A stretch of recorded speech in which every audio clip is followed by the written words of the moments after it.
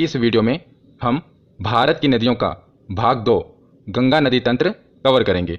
मैं आपको डायग्राम की सहायता से समझाऊंगा, पूरा डिटेल में कवर कराऊंगा।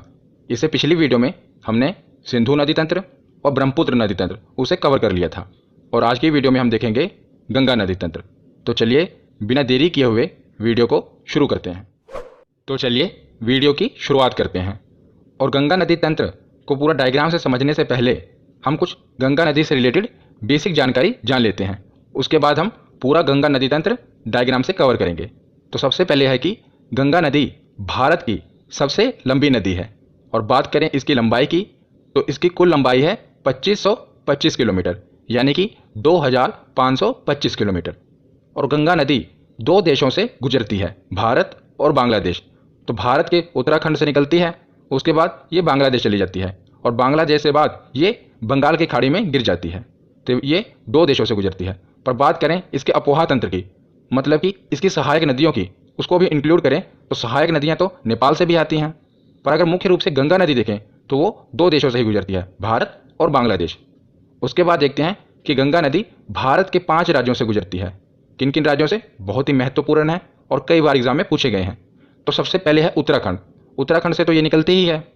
उसके बाद एंटर करती है उत्तर प्रदेश और उत्तर प्रदेश के बाद बिहार। बिहार के बाद ये आगे झारखंड के ऊपरी हिस्से से निकलती है। तो कई किताबों में आपने पढ़ा होगा उसमें झारखंड नहीं दिया होता, पर याद रखिए जो गंगा नदी है ये झारखंड के भी कुछ हिस्से से होकर गुजरती है और उसके बाद ये पश्चिम बंगाल में चली जाती है और पश्चिम बंगाल के बाद ये बांग्लादेश में प्रवेश करती है। तो बांग्लादेश के बाद ये बंगाल की खाड़ी में गिर जाती है। तो कुल कितने राज्य हुए हमारे जो भारत में हैं? ये हुए 5 राज्य, उत्तराखंड, उत्तर प्रदेश, बिहार, झारखंड और पश्चिम बंगाल। आगे हम इसे मैप में भी देखेंगे, पर अभी आप याद रखिए। उसके बाद हम देखते हैं गंगा नदी की कुछ विशेषता। तो गंगा नदी स्वतः स्वच्छ होने वाली नदी है, यानी कि ये सेल्फ प्योरीफाइंग रिवर है। आपने भी देखा होगा जब आप गंगा स्नान करने जाते हैं तो वहाँ से बोतलों में गंगा जल भर कर लाते हैं ना, और वो गंगा जल आप कितने दिनों तक, सालों तक रखते हैं, फिर भी वो खराब नहीं होता। तो क्यों खराब नहीं होता? आपने कारण जाना इसके पीछे? तो इसके पीछे का कारण है बैक्टीरियोफेज नामक एक वायरस। तो ये बैक्टीरियोफेज नामक एक वायरस है जिसके कारण जो गंगा नदी है इसका पानी कभी खराब नहीं होता, क्योंकि ये वायरस है बैक्टीरियोफेज, ये हानिकारक जो बैक्टीरिया होते हैं उनको ख़त्म कर देता है। तो जो गंगा नदी में हानिकारक बैक्टीरिया होते हैं ना, उनको बैक्टीरियोफेज नामक वायरस खत्म कर देता है, जिस कारण जो गंगा नदी है इसके पानी में कभी कीड़े नहीं लगते और ना ही पानी खराब होता है। याद रखिएगा, महत्वपूर्ण फैक्ट है। उसके बाद देखते हैं कि गंगा नदी को 2008 में राष्ट्रीय नदी घोषित कर दिया गया। अब ये हमारी नेशनल रिवर है गंगा नदी। कब किया गया घोषित? 2008 में। अगला फैक्ट है कि गंगा डॉल्फिन को भारत का राष्ट्रीय जलीय जीव घोषित किया गया है। तो जो गंगा में डॉल्फिन पाई जाती है उसे हमारे भारत का राष्ट्रीय जलीय जीव घोषित किया गया है, ये भी याद रखिए। तो ये हमने पढ़ी कुछ बेसिक जानकारी। अब हम देखते हैं गंगा नदी का उद्गम स्थल। तो हमने गंगा नदी से रिलेटेड बेसिक जानकारी ले ली। अब हम देखते हैं कि गंगा नदी का उद्गम कहाँ से हुआ। तो आपने किताबों में पढ़ा होगा कि जो गंगा नदी है इसका उद्गम उत्तराखंड के गोमुख से गंगोत्री हिमानी से हुआ है। हिमानी मतलब होता है ग्लेशियर, तो ग्लेशियर को हिंदी में हिमानी कहते हैं। तो उत्तराखंड के गंगोत्री हिमानी से हुआ है। पर याद रखिए गंगोत्री हिमानी से भागीरथी नदी निकली है, वहाँ पर इसे कहते हैं भागीरथी नदी। और आपने पौराणिक कथाओं में भी पढ़ा होगा कि गंगा को भागीरथी कहा जाता है, इसीलिए हम मानते हैं कि गंगोत्री हिमानी से ही गंगा नदी निकलती है। पर ऐसा नहीं है। जो गंगा नदी है ये 2 नदियों के संगम से बनी है, एक है भागीरथी नदी और दूसरा है अलकनंदा नदी। जब ये दोनों नदियाँ मिलती हैं वहीं से गंगा नदी बनी है। आप इमेज में देख रहे होंगे, यह है अलकनंदा नदी और इधर से आ रही है भागीरथी नदी। तो जहाँ ये दोनों नदियों का संगम होता है तो ये दोनों नदियाँ मिलकर गंगा नदी बनाती हैं। तो गंगा नदी जो है ये 2 नदियों के संगम से बनी है। याद रखिएगा, एग्जाम में कई बार पूछा जाता है कौन कौन सी है। एक है भागीरथी नदी और दूसरी है अलकनंदा नदी। तो ये मिलती कहाँ पर है? तो देव प्रयाग में। जो प्रयाग शब्द है इसका अर्थ होता है नदियों का संगम। तो देव प्रयाग में दोनों नदियाँ मिलती हैं, भागीरथी नदी और अलकनंदा नदी, और यहीं से आगे ये बनती है गंगा नदी। और याद रखिएगा जो ये अलकनंदा नदी है ये किस मंदिर के तट पर है? कई बार एग्जाम में पूछा गया है। तो ये प्रसिद्ध बद्रीनाथ मंदिर के तट पर है। कौन सी नदी? अलकनंदा नदी। तो हमने ये पढ़ लिया कि 2 नदियों के संगम से बनी है गंगा नदी। अब हम इसके आगे देखते हैं। तो उसके बाद अब हम आगे देखते हैं, जैसा कि हमने पीछे देखा कि जो गंगा नदी है ये 2 नदियों के संगम से बनी है, एक है भागीरथी और दूसरी है अलकनंदा। उसी प्रकार जो ये अलकनंदा नदी है ना, इसमें कुछ सहायक नदियाँ भी मिली हुई हैं। तो सहायक नदियाँ जो हैं ये एग्जाम में बहुत बार पूछी गई हैं, मोस्ट इंपॉर्टेंट। तो ये सहायक नदियाँ जहाँ पर आकर मिलती हैं तो प्रयागों का नाम है, जैसे विष्णु प्रयाग, नंद प्रयाग और कर्ण प्रयाग और रुद्र प्रयाग। तो ये पूछे जाते हैं कि बताइए देव प्रयाग में किन दो नदियों का संगम है, रुद्र प्रयाग में किन दो नदियों का संगम है। तो हमें अगर पता होगा कि अलकनंदा में कौन सी सहायक नदी आकर मिलती है तभी तो हम बता पाएंगे। तो एक नदी है ये तो कॉमन रहेगी, अलकनंदा नदी, और इसी में दूसरी सहायक नदी आकर मिलेगी। तो वही हमें पता करना है कि कौन कौन सी सहायक नदियाँ आकर अलकनंदा में मिलती हैं। तो ये नदियों का संगम इंपॉर्टेंट है, इसे हम याद कैसे करेंगे? तो इसे मैं आपको एक कथा की सहायता से याद कराऊंगा, पुरानी कथा की सहायता से हमारी काम की है, जिससे हम इसे याद रख पाएंगे। आपने पुरानी कथा सुनी होगी कि गंगा नदी का धरती पर अवतरण कैसे हुआ। आपने पुराने सीरियल भी देखे होंगे धार्मिक, उसमें भी बताया गया है। अगर नहीं भी देखे तो कोई बात नहीं, ये हमारी काम की कथा है, इससे हम इसे याद रख पाएंगे, इसलिए सुनिए। तो धरती पर जो गंगा नदी का अवतरण हुआ था, मतलब माँ गंगा धरती पर कैसे आई थी? तो पुरानी कथाओं की मान्यता अनुसार जो गंगा नदी है ये भगवान विष्णु के चरणों से निकली है। तो भगवान विष्णु के चरणों से जब ये निकली और धरती पर आ रही थी तो इनके जो वेग था, मतलब जो गंगा की स्पीड थी, बहुत तेज थी। तो जब ये धरती पर आ रही थी तो इनकी स्पीड बहुत तेज थी, जिस कारण भगवान शिव जी ने क्या किया, इन्हें अपनी जटाओं में धारण कर लिया और अपनी जटाओं में धारण करके जो इनकी गति थी उसको मंद कर दिया। मंद मतलब कि धीमा कर दिया। और उसके बाद जब धीमी हो गई इनकी गति जो थी, इनका वेग था वो एकदम धीमा हो गया। उसके बाद उन्होंने अपनी जटा से इनको निकाला, तब ये धरती पर अवतरित हुई। ये पुरानी कथाओं की मान्यता है। मैं आपको इसको क्यों बता रहा हूँ? क्योंकि इसे हम इसे याद रख पाएंगे। क्योंकि सबसे पहले गंगा नदी कहाँ से निकली? तो भगवान विष्णु के चरणों से। तो चरणों के धूल से याद रखना है, तो धौली गंगा। और धौली गंगा जहाँ अलकनंदा से मिलती हैं उसे विष्णु प्रयाग कहते हैं। इसीलिए मैंने आपको कथा सुनाई कि भगवान विष्णु के चरणों के धूल से निकली हैं, तो इसीलिए ये विष्णु प्रयाग याद रखेंगे। तो धौली गंगा जहाँ अलकनंदा में मिलती है उसे विष्णु प्रयाग कहते हैं। और दूसरा मैंने आपको बताया कि फिर जब वेग ज़्यादा था तो भगवान भोलेनाथ ने अपनी जटाओं में धारण कर लिया, तो वेग मंद पड़ गया। तो केदारनाथ मंदिर से एक नदी निकलती है, मंदाकिनी नदी। तो मंदाकिनी, इसे मंद से आप याद रखेंगे कि इसकी गति को भगवान भोलेनाथ ने मंद कर दिया था। और ये मिलती कहाँ पर है? तो रुद्रप्रयाग में। भगवान भोलेनाथ को रुद्र भी कहते हैं ना, तो रुद्रप्रयाग में मिलती है। तो इस कहानी से आपने ये दोनों नदियों को याद रख लिया। एक है धौली गंगा जो भगवान विष्णु के चरणों के धूल से निकलती है, इसलिए ये विष्णु प्रयाग में आके मिलती है। और दूसरी ये है मंदाकिनी नदी जो भगवान केदारनाथ के मंदिर से निकलती है, भगवान भोलेनाथ के मंदिर से, और मिलती कहाँ पर है? रुद्रप्रयाग। तो रुद्रप्रयाग में अलकनंदा और मंदाकिनी मिलती है, और विष्णु प्रयाग में अलकनंदा और धौली गंगा मिलती है। पहले आप इसे डायग्राम में देख लीजिए, उसके बाद मैं दोबारा आपको बता दूंगा। तो ये दो नदियाँ हो गई। उसके बाद है एक नंदाकिनी नदी, ये कहाँ पर आके मिलती है? तो नंद प्रयाग में। ये तो आसानी से याद रख लेंगे, नंदाकिनी नंद प्रयाग में मिलती है। इसमें एक नदी कॉमन रहेगी, अलकनंदा, और दूसरी नदियाँ इसमें आके मिलेंगी। एक ही नदी बची हमारी, पिंडार नदी, और ये मिलती है कर्ण प्रयाग में। तो ये 5 प्रयाग हो गए, विष्णु प्रयाग, नंद प्रयाग, कर्ण प्रयाग, रुद्र प्रयाग और देव प्रयाग।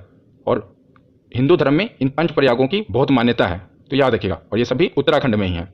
एक बार हम रिवीजन कर लेते हैं कि देव प्रयाग में तो 2 नदियाँ मिलती हैं, अलकनंदा और भागीरथी, और इन्हीं के संगम से आगे गंगा नदी बनती है। उसके बाद है विष्णु प्रयाग, तो अलकनंदा तो है ही है और भगवान विष्णु के चरणों की धूल से निकली है, तो धौली गंगा। उसके बाद है नंद प्रयाग, अलकनंदा तो है ही, उसमें आएगी नंदाकिनी नदी, तो इसीलिए इसे नंद प्रयाग कहते हैं। उसके बाद है कर्ण प्रयाग, कर्ण प्रयाग में अलकनंदा और पिंडार नदी। उसके बाद है रुद्र प्रयाग, अलकनंदा और मंदाकिनी, भगवान भोलेनाथ ने गंगा के वेग को मंद कर दिया था, तो इसे आप याद रखेंगे। तो ये 5 प्रयाग, इसे आप आसानी से याद रख लेंगे। तो अब हमने पूरा देख लिया कि कैसे किन किन नदियों के संगम से गंगा नदी का निर्माण हुआ। अब यहाँ से ये गंगा नदी कहलाएगी देव प्रयाग से, इसके आगे इसे गंगा नदी कहेंगे। उससे पहले इसे गंगा नदी नहीं कहते थे, यहाँ पर भागीरथी कहते थे, यहाँ पर अलकनंदा कहते थे। पर जब ये दोनों का संगम हुआ तो इसे देव प्रयाग से गंगा नदी कहा जाने लगा। अब इसके बाद हम इसे आगे पढ़ेंगे। तो अब हम आगे देखते हैं। मैंने इस स्लाइड में पूरा गंगा नदी का अपोहा तंत्र, कौन कौन सी सहायक नदियाँ हैं, गंगा नदी कहाँ कहाँ से गुजरती है, सभी को एक ही स्लाइड में कवर किया है। बहुत मेहनत से मैंने ये पूरी स्लाइड बनाई है ताकि आपको याद रहे। और मेरी मेहनत तभी सफल होगी जब आप ध्यान से सुनेंगे और आपको समझ आएगा, और एग्जाम में आपका क्वेश्चन गलत नहीं होगा जब इससे पूछा जाए, तभी मेरी मेहनत सफल होगी। तो चलिए ध्यान से सुनिए। तो सबसे पहले आपको क्या करना है, पूरा डायग्राम, आप घबराइए मत, मैं आपको समझाऊंगा, पूरा डायग्राम आपको समझाऊंगा। उसके बाद क्या करना है, जब ये वीडियो खत्म हो जाए, आपको PDF के सहारे नहीं रहना, आपको कॉपी पर जैसे मैंने ये डायग्राम बनाया है अपने हाथ से पूरा बनाना है। तो जब आप डायग्राम को बना लेंगे तो आपको रिवीजन हो जाएगी और आपको ये डायग्राम कभी भूलेगा नहीं, और आपको पूरा गंगा नदी तंत्र याद रहेगा। तो चलिए देखते हैं। तो जैसा कि पीछे मैंने आपको बता दिया था, कहाँ तक, देव प्रयाग तक, कि 2 नदियों का संगम हुआ था, उसकी सहायक नदियाँ भी मैंने आपको बता दी थी। तो देव प्रयाग के बाद ये गंगा नदी बनी। तो उसके बाद अब यहाँ से हम आगे देखेंगे, आगे पूरा कंटिन्यू करेंगे। तो देव प्रयाग के बाद क्या होता है कि जो गंगा नदी है आगे जाती है और हरिद्वार में, हरिद्वार इंपॉर्टेंट है। हरिद्वार आप गए भी होंगे गंगा स्नान करने, तो हरिद्वार क्यों इंपॉर्टेंट है कि सबसे पहले गंगा नदी जो है कहाँ पर मैदानी क्षेत्र में प्रवेश करती है, एग्जाम में पूछा जाता है। तो हरिद्वार में।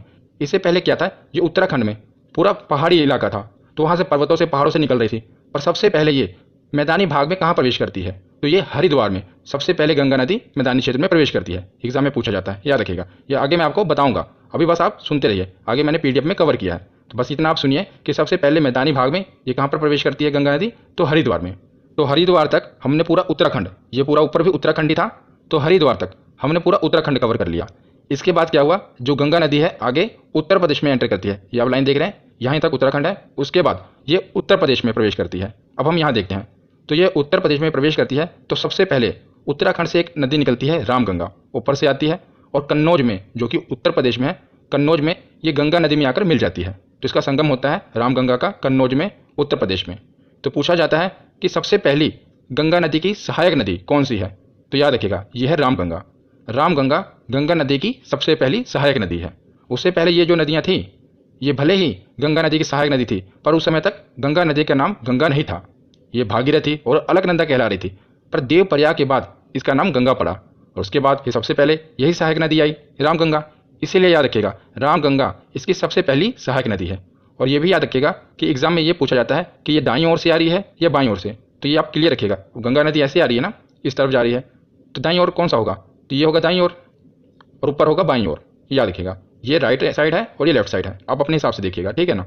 तो कन्नौज में कौन सी नदी मिल रही है, रामगंगा नदी, और ये कहाँ से आ रही है, उत्तराखंड से, और ये गंगा नदी की सबसे पहली सहायक नदी है। तो उसके बाद क्या होता है, कन्नौज के बाद आगे गंगा नदी जाती है प्रयागराज में।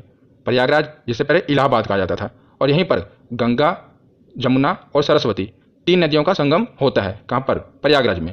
पर जो सरस्वती नदी है वो विलुप्त हो चुकी है, मतलब कि वो भूमिगत है, ऊपर नहीं दिखती। पर जो यमुना नदी है ये हम देखते हैं। तो यमुना नदी कहाँ से निकलती है, तो हमने देखा था गंगोत्री हिमानी, यहाँ से निकली थी भागीरथी नदी, उसी के बगल है यमुनोत्री हिमानी। तो उत्तराखंड के बंदरपूंछ में यमुनोत्री हिमनद से, हिमनद मतलब क्या होता है, मैंने आपको बताया था ग्लेशियर, इसी को हिमानी भी कहते हैं। तो यमुनोत्री हिमानी से निकलती है यमुना नदी। आसान है कि यमुनोत्री हिमानी से निकल रही है तो यमुना नदी है। तो गंगा नदी के समानांतर ये बहती हुई आती है और क्या करती है, प्रयागराज में आकर गंगा नदी से मिल जाती है। और यमुना नदी को याद रखेगा कालिंदी नदी भी कहते हैं। एग्जाम में पूछा गया था कि किस नदी का अन्य नाम कालिंदी है, तो यमुना नदी को ही कालिंदी नदी कहा जाता है। आगे ये सब फैक्ट मैं आपको पीडीएफ में दोबारा बताऊंगा, अभी हम रिवीजन करेंगे, पर अभी आप बस सुनते रहिए। तो यमुना नदी को कालिंदी नदी भी कहते हैं। और ये निकलती कहाँ से है, तो यमुनोत्री हिमनद से निकलती है। और दूसरा फैक्ट ये है कि गंगा नदी की सबसे लंबी सहायक नदी कौन सी है, तो कौन सी है आप देख ही रहे होंगे, तो ये है यमुना नदी। ये सबसे लंबी सहायक नदी है गंगा नदी की। और आगे बढ़ने से पहले, गंगा नदी के आगे बढ़ने से पहले हम कुछ यमुना नदी के भी सहायक नदियाँ देख लेते हैं जो कि इंपॉर्टेंट हैं।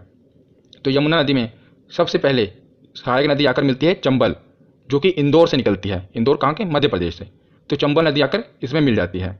और चंबल नदी से याद रखना कि जो घड़ियाल हैं ये चंबल नदी में पाए जाते हैं। ये एक एग्जाम में पूछा गया था कि घड़ियाल किस नदी में पाए जाते हैं, तो याद रखिएगा चंबल नदी में घड़ियाल पाए जाते हैं। ये मगरमच्छ की तरह ही होते हैं घड़ियाल। तो ये चंबल नदी कहाँ से निकलती है, मध्य प्रदेश के इंदौर से, और यहाँ ऊपर आके यमुना नदी में मिल जाती है। और ये भी याद रखना कि जो ये चंबल नदी है ये यमुना नदी की सबसे बड़ी सहायक नदी है। जिस प्रकार यमुना नदी गंगा नदी की सबसे बड़ी सहायक नदी है, उसी प्रकार चंबल नदी यमुना नदी की सबसे बड़ी सहायक नदी है। उसके बाद दूसरी सहायक नदी है बेतवा, ये निकलती है विंध्य पर्वत मध्य प्रदेश से, और उसके बाद ये भी यमुना नदी में मिल जाती है। और तीसरी सहायक नदी है केन, ये निकलती है कैमूर पहाड़ी मध्य प्रदेश से, और ये भी ऊपर जाकर यमुना नदी में मिल जाती है। अब ये यमुना नदी में मिलती हैं और यमुना नदी गंगा नदी में मिल जाती है। तो बताइए ये जो तीन नदियाँ हैं ये गंगा की सहायक नदियाँ हैं या नहीं, तो हैं। अगर ये यमुना की सहायक नदियाँ हैं तो बाद में यमुना भी तो गंगा में मिल जा रही है, इसका पानी यमुना में मिल रहा है और यमुना का पानी गंगा में मिल रहा है, तो ये यमुना और गंगा दोनों की सहायक नदियाँ हो जाएंगी, चंबल, बेतवा और केन। ठीक है, याद रखिएगा ये तीनों यमुना में मिल रही हैं। तो यहाँ पर हमने देख लिया, और हमने ये भी देख लिया कि जो यमुना नदी है ये प्रयागराज में आकर मिल रही है, और प्रयागराज में गंगा, जमुना और सरस्वती ये तीनों नदियाँ मिलती हैं। तो यहाँ हमने देख लिया। तो प्रयागराज के बाद गंगा नदी आगे बढ़ती है और जाती है गाजीपुर में। तो गाजीपुर में क्या होता है, ऊपर से एक नदी आ रही है गोमती नदी। गोमती नदी जो है ये फुलहर झील से निकलती है, और याद रखिएगा ये फुलहर झील कहाँ पर है, पीलीभीत उत्तर प्रदेश में। और सबसे इंपॉर्टेंट क्या है, यहाँ से प्रश्न क्या बनता है कि जो ये नदी है गोमती नदी, ये जहाँ से निकल रही है ना पीलीभीत, ये एक मैदानी एरिया है, मतलब समतल भाग है। अभी तक हमने देखा कि जितनी भी सहायक नदियाँ निकल रही हैं ये किसी न किसी पहाड़ी से निकल रही हैं, पर्वत से निकल रही हैं। पर इकलौती ऐसी सहायक नदी है गोमती, जो कि एक मैदानी भाग समतल एरिया से निकल रही है। और कहाँ से? फुलहर झील से। तो एग्जाम में एक प्रश्न बना था कि बताइए ऐसी कौन सी नदी है, सहायक नदी, जो गंगा में आकर मिलती है और एक समतल भाग से निकलती है। समतल मतलब समझ रहे हैं ना, समतल भाग से, ना किसी पहाड़ से निकल रही है ना किसी पर्वत से निकल रही है, एक समतल यानी कि एक मैदानी भाग। पीलीभीत जो कि यूपी में है, फुलहर झील वहीं से निकलती है गोमती नदी। और इससे एक और प्रश्न बनता है कि उत्तर प्रदेश की जो राजधानी है लखनऊ, वो भी गोमती नदी के तट पर है। तो ये दोनों प्रश्न याद रखिएगा, एक तो जो लखनऊ है वो गोमती नदी के तट पर है, और जो गोमती नदी है ये मैदानी भाग से निकल रही है। तो हमने उत्तराखंड और उत्तर प्रदेश देख लिया। उसके बाद हम देखते हैं बिहार। तो मैं आपको अपने दिमाग में रखिए, आप पहले था उत्तराखंड, उत्तराखंड के बाद देखा उत्तर प्रदेश, गंगा नदी आई, तो उसके बाद अब कहाँ पर जाएगी? बिहार में। और याद रखिएगा जो बिहार में गंगा नदी की सहायक नदियाँ हैं वो ज़्यादातर कहाँ से निकल रही हैं? तो नेपाल से। इसीलिए मैंने ऊपर देखिए ये नेपाल बनाया है। ये 3 नदियाँ आप देख रहे हैं, गंडक, कोसी और काली करनाली, ये दोनों मिलकर बाद में एक ही नदी बन जाएगी, इसलिए मैं 3 नदियाँ कह रहा हूँ। काली करनाली, गंडक और कोसी, ये कहाँ से निकल रही हैं? तो नेपाल से। तो सबसे पहले देखते हैं काली नदी और करनाली नदी। तो काली नदी जब ये भारत में प्रवेश करती है तो इसे शारदा नदी कहते हैं। आपने शारदा नदी के बारे में सुना होगा, वो इसी काली नदी को कहा जाता है। और दूसरी है करनाली, काली करनाली, ये दोनों नेपाल से निकल रही हैं। काली को भारत में शारदा कहते हैं और करनाली को भारत में घाघरा नदी कहते हैं। और जब इन दोनों नदियों का संगम होता है उसके बाद ये एक नदी बन जाती है और इसको फिर घाघरा नदी कहने लगते हैं भारत में। देखिए नेपाल से क्या थी, नेपाल में 2 नदियाँ थीं, एक थी काली और दूसरी थी करनाली। और काली को भारत में कहते थे शारदा नदी और करनाली को कहते थे घाघरा नदी। फिर इन दोनों नदियों का संगम हुआ, शारदा और घाघरा का, तो एक ही नदी बन गई, घाघरा नदी। और यही घाघरा नदी आकर भारत में छपरा में मिल जाती है गंगा नदी से। तो याद रखिएगा। तो ये हमने देख लिया घाघरा नदी। उसके बाद हम देख रहे हैं नीचे से एक नदी आकर मिल रही है, सोन नदी। ये अमरकंटक पहाड़ी से निकलती है। पहाड़ी वाले वीडियो में मैंने आपको बताया था कि अमरकंटक पहाड़ी कहाँ पर है। तो ये मध्य प्रदेश और छत्तीसगढ़ के बॉर्डर पर है ना, तो वहीं से सोन नदी निकल रही है नीचे से और पटना में आकर ये गंगा नदी से मिल जाती है। पटना के समीप मिलती है सोन नदी। तो एग्जाम में एक प्रश्न बनता है कि कौन सी ऐसी नदी है जो दाईं ओर से सीधा आकर गंगा नदी में मिल जाती है। तो देख लीजिए, इसकी कोई सहायक नदी नहीं है ना, ये सीधा आकर गंगा नदी में मिल रही है। और ऊपर यमुना नदी भी थी पर इसकी सहायक नदियाँ थीं, पर सोन नदी सीधा आकर पटना के समीप गंगा नदी में मिल जा रही है। और ये भी पूछा जाता है कि ये किस पहाड़ी से निकलती है, तो किस पहाड़ी से निकलती है? अमरकंटक पहाड़ी से। तो यहाँ तक हमने छपरा और पटना तक देख लिया। उसके बाद देखते हैं ऊपर नेपाल से एक और नदी आ रही है, गंडक नदी, और ये सोनपुर में आकर मिल जाती है गंगा नदी से। तो कौन सी नदी आ रही है? गंडक नदी। एग्जाम में क्या प्रश्न बनता है वो भी मैं आपको बता रहा हूँ कि नेपाल से कौन कौन सी नदियाँ निकलकर गंगा नदी में मिल जाती हैं। तो काली करनाली जिसे घाघरा कहते हैं, और गंडक, और एक आगे है कोसी, ये नदियाँ नेपाल से निकलती हैं। और मैं आपको साथ साथ ये भी बता रहा हूँ कि किस जगह पर आकर ये गंगा से मिल जाती हैं। तो गंडक नदी सोनपुर के समीप आकर गंगा नदी से मिल जाती है। तो उसके बाद है कोसी नदी, मोस्ट इंपॉर्टेंट, ये भी नेपाल से ही आ रही है। और ये कुर्सेला, बिहार में एक जगह है कुर्सेला, उसी के समीप ये नदी गंगा नदी से मिल जाती है। कौन सी नदी? कोसी नदी। तो जो कोसी नदी है ये अपने रास्तों को बहुत बदलती है, इसीलिए ये बहुत कुख्यात है अपने रास्तों को बदलने के लिए। और इसे बिहार का शोक कहा जाता है, क्योंकि बिहार में हर साल इस नदी के कारण बाढ़ आती है। और ये नदी अपना रास्ता बदल लेती है ना, कभी मान लीजिए ये नदी पहले इस रास्ते से जा रही है और फिर उसके बाद पता लगा अचानक इस रास्ते से जाने लगी, तो जिस कारण क्या होता है, इस नदी के कारण बिहार में बहुत बाढ़ आती है। तो इसीलिए इसे बिहार का शोक भी कहा जाता है। किस नदी को? कोसी नदी को। और ये कुर्सेला में, बिहार के कुर्सेला में गंगा नदी से आकर मिलती है, याद रखिएगा। तो हमने पूरा बिहार देख लिया। पहले हमने उत्तराखंड देखा, फिर उत्तर प्रदेश देखा और बिहार देख लिया। और उसके बाद हम आगे बढ़ते हैं पश्चिम बंगाल की तरफ। तो एक दार्जिलिंग की पहाड़ी, पश्चिम बंगाल में है ना दार्जिलिंग की पहाड़ी, वहाँ से एक नदी निकलती है, महानंदा नदी। ये गंगा नदी की आखिरी सहायक नदी है, याद रखिएगा। सबसे पहले कौन थी? रामगंगा, ये पहली थी। और आखिरी कौन सी है? महानंदा। ये भारत की बात कर रहा हूँ मैं कि भारत में आखिरी कौन सी है? महानंदा। तो महानंदा कहाँ से निकल रही है? दार्जिलिंग की पहाड़ी से निकल रही है। और ये फरक्का बैराज है, मतलब समझ लीजिए जो ये महानंदा नदी है ना, ये बिहार और पश्चिम बंगाल के बॉर्डर में बहती हुई जाती है और पश्चिम बंगाल में चली जाती है। कौन सी नदी है? महानंदा नदी, याद रखिएगा। ये निकलती कहाँ से है ये पूछा जाता है, तो ये दार्जिलिंग की पहाड़ियों से निकलती है। कौन सी नदी है? महानंदा नदी। और सबसे इंपॉर्टेंट है, ये सबसे आखिरी सहायक नदी है, ठीक है। और उसी के बाद बना हुआ है फरक्का बैराज, आपको पता होगा पश्चिम बंगाल में है। यहाँ से क्या होता है, जो गंगा नदी है, अभी आपने देखा जो गंगा नदी है ये 2 नदियों के संगम से बनी, उसके बाद एक नदी बनी उत्तराखंड से होते हुए उत्तर प्रदेश, बिहार, बिहार से झारखंड, फिर पश्चिम बंगाल, आगे जाकर क्या हुआ, फरक्का बैराज से फिर ये 2 नदियों में बट गई। इसकी धारा थी जो गंगा नदी की, ये 2 नदियों में बढ़ गई, एक है हुगली और एक है पद्मा नदी। जो ये गंगा नदी है फरक्का बैराज से, जो कि पश्चिम बंगाल में है, वहाँ से 2 धाराओं में बढ़ जाती है।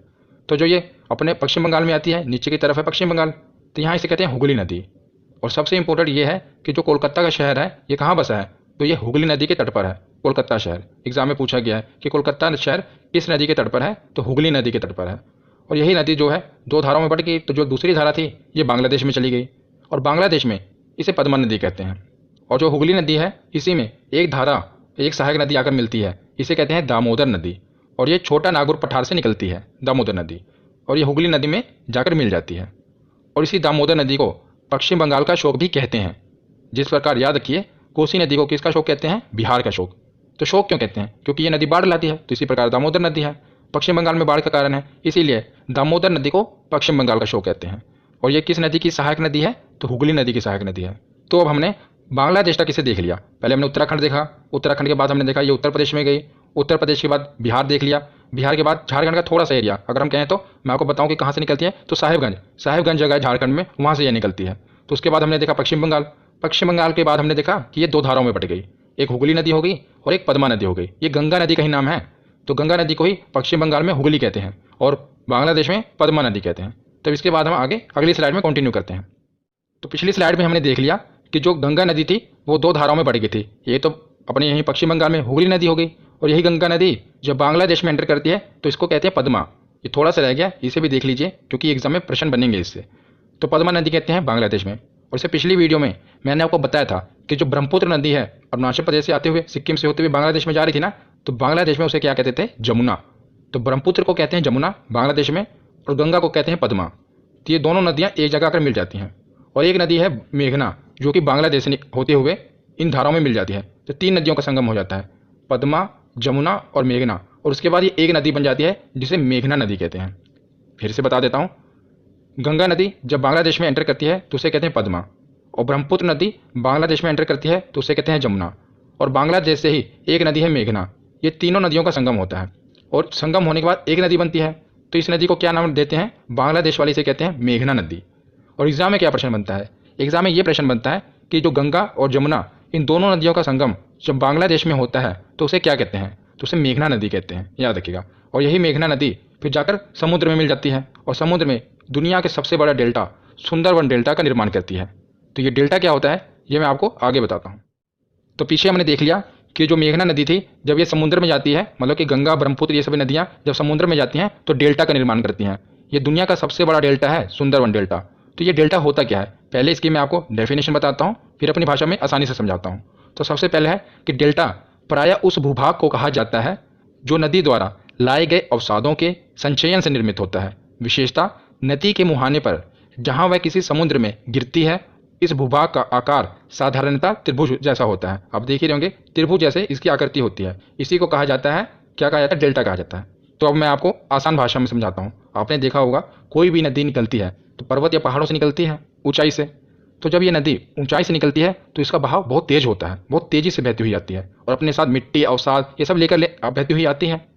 तो जब ये पहाड़ी भागों से निकल रही होती है तब तो इसकी गति बहुत तेज होती है, पर जैसे ये मैदानी भाग में एंटर करती है अब इसकी गति क्या होती है? मंद पड़ जाती है, मतलब धीमी हो जाती है। पर ये जो मिट्टी है अभी भी उसको भागा ले जा रही होती है, पर इसकी गति जो होती है स्लो हो जाती है। या ऐसे यार के कि जब ये पहाड़ों से निकलती है तो ये तो पूरी जवान होती है, पर जैसे जैसे ये समतल जमीन पर जाती जाती है बूढ़ी होती जाती है। अब जो इसमें शक्ति होती है, जो मिट्टी अपने साथ ही लेकर आ रही है, उसको जो धकेलने की क्षमता होती है वो बहुत कम हो जाती है। पहले तो जब ये ढालों से उतर रही होती है तो पूरा तेजी के साथ मिट्टी को भागा ले आ रही होती है, पर जैसे जैसे ये समतल भागों में एंटर करती है, इसको जो ढकेलने की क्षमता है, जो अपने साथ ये कचरा मिट्टी लेकर आ रही है, उसकी क्षमता कम हो जाती है। पर जैसे ये समुद्र के पास पहुंचती है बिल्कुल इसकी क्षमता खत्म हो जाती है। तो क्या करती है? मिट्टी को अपने साथ लाए गए जो गाद मिट्टी अवसाद है उसको जमा कर देती है। तो ये जगह जमा कर देती है सारा कचरा। पर उसके बाद क्या है? और जो नदी है उसको तो कहीं ना कहीं से निकलना है ना, तो अलग अलग शाखाओं में बढ़ जाती है। जैसा कि आप इमेज में देख रहे हैं, ये देखिए नदी आई, उसने अपने साथ पूरा कचरा जमा कर दिया।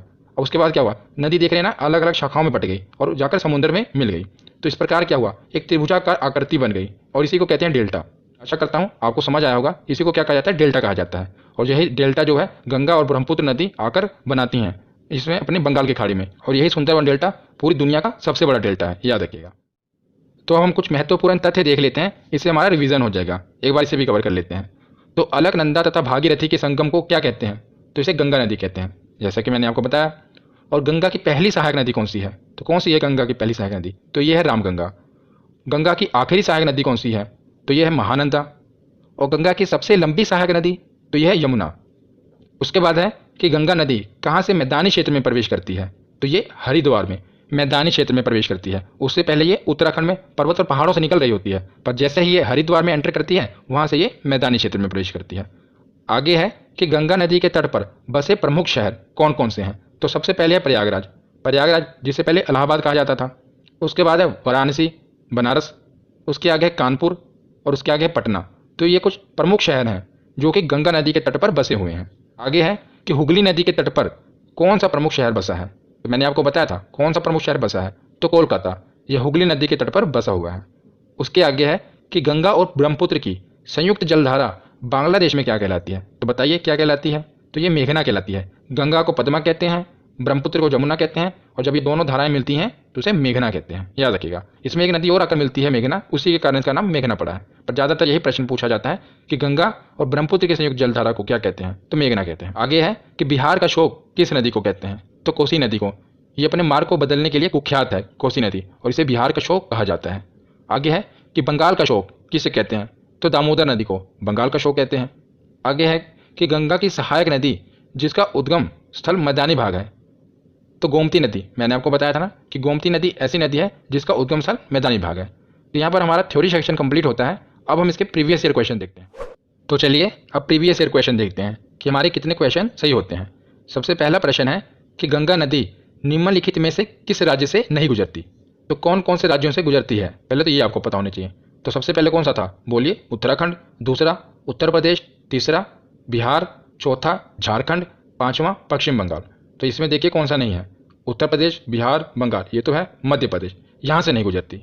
अगला प्रश्न क्या है कि कालिंदी नदी का दूसरा नाम क्या है। तो बताइए क्या है। मैंने आपको बताया था यमुना, यमुना को ही कालिंदी नदी कहा जाता है। ये एनटीपीसी में पूछा गया था। उसके बाद अगला प्रश्न है कि के नदी निम्नलिखित में से किसकी सहायक नदी है। पीछे मैंने आपको इसकी ट्रिक नहीं बताई, मैं आपको बता देता हूँ, मैं भूल गया था। इसकी ट्रिक भी है जिसे आप याद रख सकते हैं। तो जैसा कि ये तीन नदियाँ थी ना, चंबल, बेतवा और केन, इसे याद रखने का तरीका भी है। इसे आप केबीसी से याद रख सकते हैं, KBC। कौन बनेगा करोड़पति वाला है ना, मैंने उल्टा लिख दिया KBC। तो के से केन, बी से बेतवा और सी से चंबल। तो केन, बेतवा, चंबल, ये आप KBC से याद रख पाएंगे। आप लिखेंगे KBC, उसी से केन, बेतवा और चंबल, इससे आप याद रख। तो केन नदी निम्नलिखित में से किसकी सहायक नदी है, तो ये है यमुना की सहायक नदी, यमुना की सहायक नदी है। आगे देखते हैं कि गंगा में मिलने वाली नदी जिसका उद्गम अमरकंटक में है। तो अमरकंटक पहाड़ी से कौन सी नदी निकल रही थी, तो ये निकल रही थी सोन नदी। पीछे हमने देखा था ना कि अमरकंटक पहाड़ी से ऊपर जाकर मिल रही थी। कहाँ पर मिल रही थी, तो पटना में मिल रही थी। कौन सी नदी थी, तो सोन नदी थी, याद रखिएगा। उसके बाद आगे देखते हैं कि अलकनंदा और धौली गंगा का संगम कहाँ होता है। तो धौली गंगा कहाँ से निकली थी, भगवान विष्णु भगवान के चरणों के धूल से निकली थी। तो विष्णु प्रयाग, तो विष्णु प्रयाग में इसका संगम होता है, अलकनंदा और धौली गंगा का, याद रखिएगा। उसके बाद अगला प्रश्न देखते हैं कि निम्नलिखित में से कौन सी नदी यमुना नदी में नहीं मिलती। तो बताइए कौन सी नहीं मिलती। हमने पढ़ा था KBC, केन, बेतवा, चंबल, ये तो मिलती हैं। बचा कौन सा, तो सोन नदी। ये यमुना नदी में नहीं मिलती, ये डायरेक्ट गंगा नदी में मिल जाती है, ठीक है ना। वो कहाँ से निकलती है, अमरकंटक पहाड़ी से। अगला प्रश्न है कि अलकनंदा के साथ वह कौन सी नदी है जिसका संगम रुद्रप्रयाग में होता है। तो बताइए, रुद्रप्रयाग भगवान भोलेनाथ का दूसरा नाम है रुद्र। तो ये निकलती कहाँ है, केदारनाथ से निकलती है और रुद्रप्रयाग में मिल जाती है। और भगवान भोलेनाथ ने क्या किया था, गति को मंद किया था। तो मंदाकिनी, याद रखिएगा कौन सी नदी है, मंदाकिनी नदी। ये अलकनंदा और मंदाकिनी नदी रुद्रप्रयाग में मिल जाती हैं। उसके बाद अगला प्रश्न है कि दामोदर नदी निकलती है, तो कहाँ से निकलती है।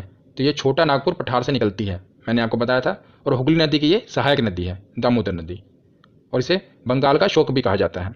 उसके बाद अगला प्रश्न आ भी गया, देखो कि बंगाल का शोक किस नदी को कहा जाता है। तो मैंने आपको अभी बताया कौन सी नदी है, दामोदर नदी, इसे बंगाल का शोक कहा जाता है। अगला प्रश्न है कि बिहार का शोक किसे कहा जाता है। ये तो बहुत इंपॉर्टेंट है, किसको कहा जाता है, तो कोसी नदी को बिहार का शोक कहा जाता है। अगला प्रश्न है कि गंगा की सबसे सहायक लंबी सहायक नदी कौन सी है। तो बताइए कौन सी है जो गंगा की सबसे लंबी सहायक नदी है। तो ये थी यमुना। और बात करें यमुना की सबसे लंबी सहायक नदी, तो वो कौन सी, वो चंबल थी। अगला प्रश्न है कि यमुना नदी का अन्य नाम क्या है। तो हमने पीछे देखा था ना कि कालिंदी नदी किसे कहते थे, तो यमुना नदी को कहते थे। उसी प्रकार यमुना नदी का अन्य नाम है कालिंदी। तो अगला प्रश्न देखते हैं, बस 2 ही प्रश्न बचे हैं कि गंगा नदी किस क्षेत्र से मैदानी भाग में प्रवेश करती है। तो कहाँ से प्रवेश करती है मैदानी भाग में, तो हरिद्वार से। उससे पहले ये पहाड़ पर्वतों से निकल रही होती है, पर मैदानी भाग में ये हरिद्वार से प्रवेश करती है। और लास्ट प्रश्न है कि गंगा नदी को बांग्लादेश में क्या कहा जाता है। तो क्या कहा जाता है, पद्मा। तो आज की ये वीडियो यहीं पर खत्म होती है। यहाँ पर हमारा पूरा गंगा नदी तंत्र कंप्लीट होता है। वो डायग्राम आप जरूर बना लेना। तो हमने पूरा गंगा नदी तंत्र कवर कर लिया, प्रीवियस ईयर के क्वेश्चन भी देख लिए। इसे नेक्स्ट वीडियो में हम जो नदियों का लास्ट वीडियो है प्रायद्वीपीय भारत की नदियाँ उसे भी कवर कर लेंगे, तो हमारा पूरा भारत की नदियाँ कंप्लीट हो जाएगी।